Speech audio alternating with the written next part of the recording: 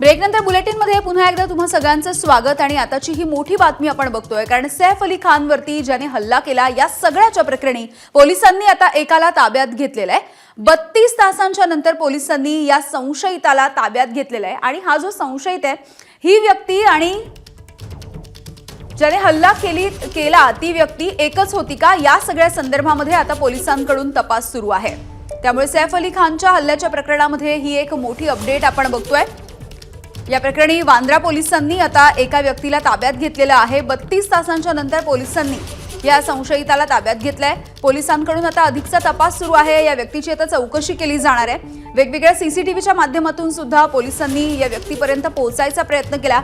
अखेर एकाला ताब्यात घेण्यात आलेलं आहे। या व्यक्तीची ओळख पटवण्याचा सुद्धा सध्या प्रयत्न केला जातोय। तर ही मोठी घडामोड आपण बघतोय। सैफ अली खानवरती ज्या पद्धतीने घरामध्ये शिरून हल्ला झाला होता त्या प्रकरणी एकाला आता ताब्यात घेण्यात आलंय। अधिकची माहिती जाणून घेऊयात। सूरज सावंत आमचे प्रतिनिधी आहेत आपल्या सोबत। सूरज, आताची प्राथमिक माहिती। यामिनी, नक्कीच एका व्यक्तीला आता पश्चिम उपनगरातनं ताब्यात घेण्यात आलेला आहे आणि ही व्यक्ती जवळपास या आरोपीशी मिळती जुळती म्हणजे साम्य असल्याचं सांगितलं जात आहे। आरोपीला आता आपण पाहतोय की बांद्रा पोलीस स्टेशनच्या जो वरिष्ठ पोलीस निरीक्षक जे मराठी आहे त्यांच्या कॅबिनमध्ये नेलेलं आलेला आहे। पोलीस उपायुक्त दीक्षित गेडाम हे देखील त्या ठिकाणी पोहोचलेले आहे। त्या आरोपीची सखोल चौकशी केली जात आहे।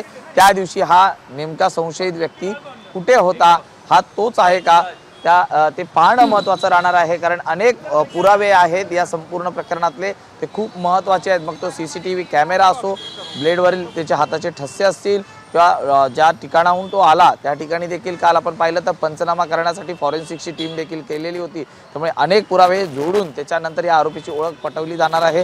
तुर्तास या संशयिताला ताब्यात घेण्यात आलेला आहे आणि त्याची विचारपूस ही वांद्रे पोलीस स्टेशनमध्ये सुरू आहे। आपण पाहतोय अनेक वरिष्ठ पोलीस निरीक्षक त्याचबरोबर पोलीस अधिकारी हे त्या ठिकाणी पोहोचलेले आहेत।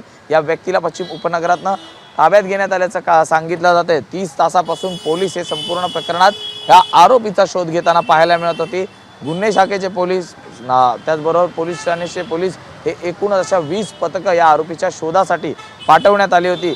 वांद्रे येथील एका सीसीटीव्ही कॅमेऱ्यात त्याचा सदृश्य असा चेहरा दिसण्यात आला होता। तो ब्रिज उतरताना पाहायला मिळत होता। नंतर त्याच्या पुढच्या कॅमेऱ्यात अद्याप तरी समोर आलेला नव्हता असं पोलिसांचं म्हणणं होतं। त्यामुळे पोलिसांना या आरोपीला पकडणं खूप जिकिरीचं होतं आणि अशातच आज संशयित ताब्यात घेण्यात आल्यामुळे कुठेतरी एक आशा या ठिकाणी पोलिसांना पाहायला मिळत आहेत की एक संशयित हा तोच असावा असा पोलिसांना अंदाज आहे।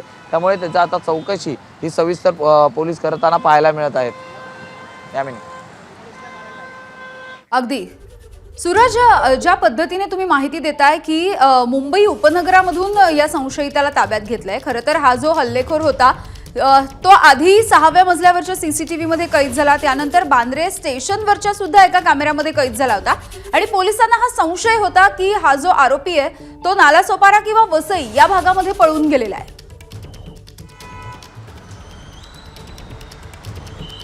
यामिनी, नक्कीच 30हून अधिक तास उलटलेले आहेत। त्यामुळे अशा वेळेत आरोपी हा मुंबई बाहेर जाण्यास सक्षम रित्या यशस्वी ठरतो। त्या अनुषंगानेच पोलिसांची पथकं ही नालासोपारा वसई या भागात देखील गेली होती। त्याचबरोबर अनेक हिस्ट्री शीटर्स जे गुन्हेगार आहेत हे याच परिसरातनं अनेकदा पकडल्याचं देखील पाहायला मिळत आहेत। या संपूर्ण प्रकरणात हा आरोपी तोच आहे का याची खात्री पटवण्यासाठी त्यावेळी घटनास्थळी कोण कोण उपस्थित होतं त्यांच्याकडनं देखील व्हेरीफाय केलं जाईल की तुम्ही यालाच बघितलं होतं का। त्याचबरोबर जी सैफ अली खान याच्या ज्या महिला कर्मचारी आहेत जुनू आणि दुसरी एरिया तिच्यासोबत देखील यांची ओळख परेड होईल। त्यानंतर सीसीटीव्ही आणि आरोपीची कबुली ही यामध्ये खूप महत्त्वाचा दुवा राहणार आहे। त्यामुळे या सगळ्याच गोष्टी पडताळून त्याच्यानंतर हा आरोपी तोच आहे का हे पाहणं देखील तितकंच महत्त्वाचं आहे। कालपासून जवळपास 15हून अधिक जणांचे जबाब या संपूर्ण प्रकरणात नोंदवलेले आहेत। या व्यक्तीला त्या परिसरात कुणी पाहिलं होतं का हे पाहणं देखील तितकंच महत्त्वाचं आहे। एबीपी माझा, उघडा डोळे बघा नीट।